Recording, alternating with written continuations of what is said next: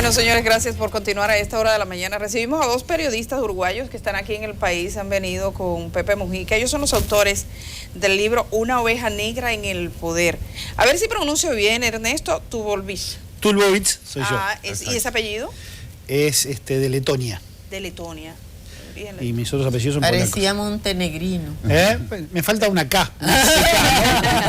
Y Andrés Danza. Exactamente. Bienvenido ambos periodistas. Bueno, en este viaje que es la primera vez que viene a República Dominicana. Es la primera vez y primero que nada un gusto, buenos días y un gusto estar aquí en República Dominicana. Para nosotros un honor y es la primera vez que venimos a República Dominicana.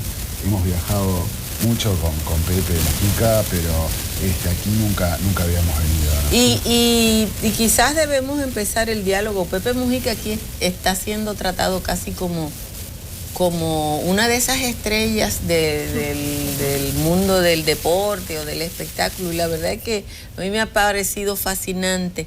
Ocurre eso en otros países. ¿Qué tiene Pepe Mujica que lo ha convertido en una persona más allá de su propia visión política? Porque es obvio que está más allá de su propia visión política. Mire, y como Andrés, un gusto estar con ustedes y con todos los dominicanos que nos están viendo y escuchando.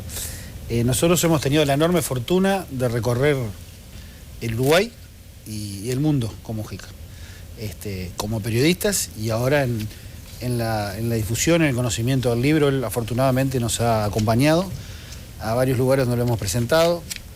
Y esto que tú decías, como ocurrió ayer en la librería puesta aquí en Santo Domingo, que se vio desbordada, para nosotros una gran alegría, se ha repetido en Japón, donde estuvimos en abril de este año, se repitió en Turquía, donde estuvimos el año pasado en varias ciudades, en Buenos Aires, en Brasil, en España, es decir, en Colombia.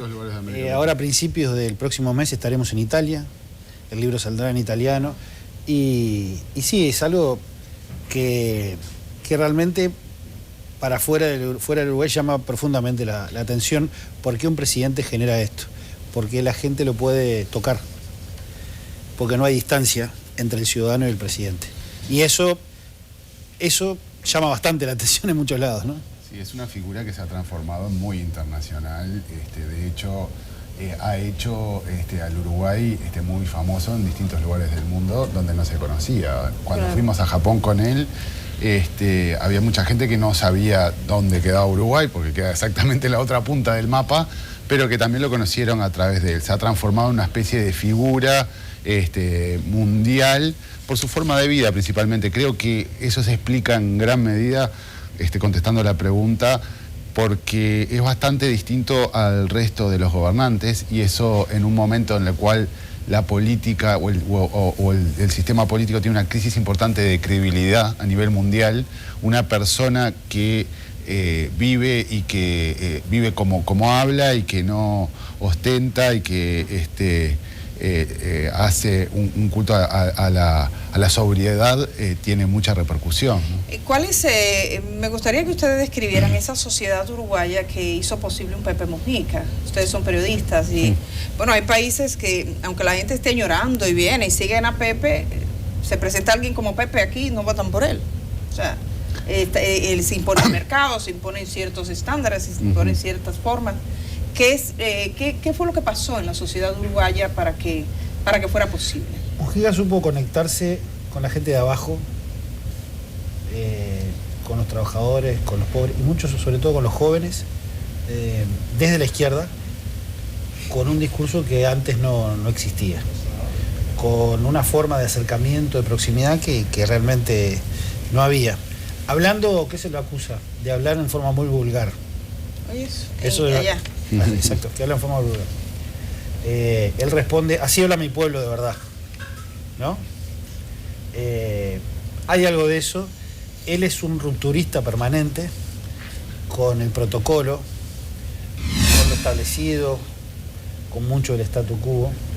Y obviamente en determinado momento la sociedad uruguaya demandó eso. Él le ganó la interna del Frente Amplio al que luego fue su vicepresidente, que es un hombre izquierda que ha sido el sostén del modelo económico que ha impulsado la izquierda desde el 2005, pero que comparado con Mujica es mucho más tradicional, más formal, más de corbata, más parecido a como quizás como pero Edith le está preguntando por la sociedad uruguaya, y Pepe Mujica viene de un Uruguay que en la década del 70 vive momentos muy difíciles, viene de un movimiento en que los tupamaros establecen una línea política de enfrentamiento a la dictadura con acciones de fuerza, y viene de un frente que virtualmente tranza muchas cosas para convertirse en frente.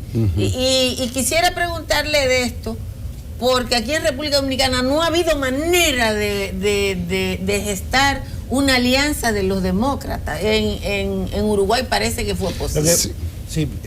Lo que sucede es, primero, él lo ha dicho, la gente no me votó a mí como guerrillero, por haber sido guerrillero. Digamos que la derrota que sufrieron los tupamaros, que irrumpieron a la vida, ellos se definieron como una organización político-militar, es en democracia. Cuando ellos retienen con una democracia autoritaria, por cierto, pero democracia. Y él ha dicho muchas veces, Mujica, que si algo se tiene que arrepentir es de no haber estado para luchar junto al pueblo durante la dictadura, porque él estaba preso. Lo cierto es que tiene que ver con las tradiciones políticas uruguayas. Uruguay tiene uno de los sistemas de partidos políticos más viejos del mundo, junto con los ingleses.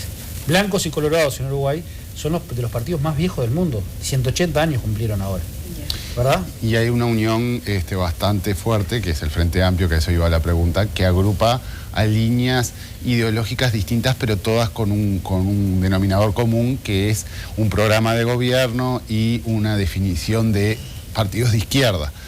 Pepe Mujica integra ese conglomerado, y por ese conglomerado es que llega a presidente. O sea, es un movimiento mucho más amplio que el movimiento tupamaro, que es al que él pertenece y que sigue existiendo.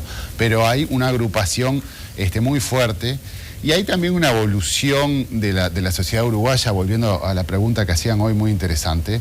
De hecho, el surgimiento de Pepe Mujica como un factor interesante a nivel político en Uruguay fue lento. Él primero fue diputado, después fue senador, después fue ministro de un gobierno, y nadie o muy poca gente se pensó que podía llegar a ser presidente, justamente porque no compartía los estándares de los presidentes de la historia del Uruguay ni los presidentes de otros países. Sin embargo, en determinado momento el respaldo popular era más grande, y en determinado momento la gente lo votó. Y para muchos, sobre todo estudiosos de la política, y eso fue una gran sorpresa, no se esperaba que llegara a ser presidente, pero la sociedad quería llevar un presidente de esa forma. Edith le preguntó, y usted sigue respondiendo, pero yo creo que la pregunta de Edith, ya para que otra. ¿Qué sociedad uruguaya es la sociedad que tiene la capacidad de discernimiento suficiente para preferir al sin corbata por encima de otras ofertas? Usted, o ahorita comentábamos que son 3 millones de... Sí, somos 3 millones. ¿Qué nivel de educación tienen esos 3 millones? ¿Cuál es el nivel de empleo y desempleo? Para que la gente entienda que quizás el más educado tiene más capacidad de discernimiento. Uruguay es un país con un nivel de desempleo ahora que creo que ronda el 8%. Casi sin analfabetismo. Un país de una importante y poderosa clase media, de una universidad pública que en los últimos 8 años se ha abierto un poco más a la sociedad, donde ya hay egresados que no son hijos de universitarios, y donde la unidad de los trabajadores a través de una central sindical es antes que la izquierda se una como partido. O sea, el Frente Amplio, el partido, la coalición de partidos y movimientos en la que está Mujica, está integrada por comunistas, por socialistas, por tupamaros y por escindido de los partidos tradicionales, blanco y colorado. Colorado el de Julio María Sanguinetti, blanco el del expresidente Luis Alberto Lacalle. Y a su vez, historiadores británicos, americanos y estudiosos también nacionales han dicho más de una vez que hoy el Frente Amplio reencarna renovado la tradición del vallismo uruguayo, que se refiere a José Valle Ordóñez, que es un poco el que moldeó buena parte de la historia nacional moderna.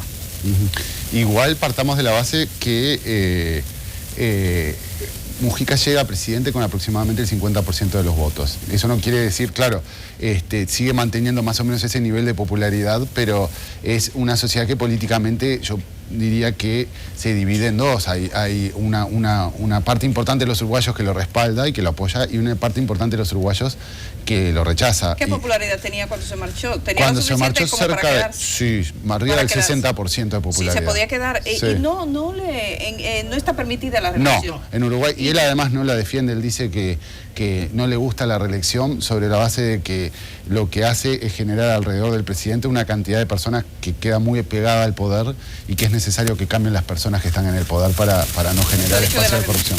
Supongo que, porque aquí, por ejemplo, el presidente de este país fue a una reelección y tenía una popularidad aplastante en ese momento, entonces decían que era que los sectores de este país le pedían ir a la reelección, hubo una modificación constitucional para permitir la reelección.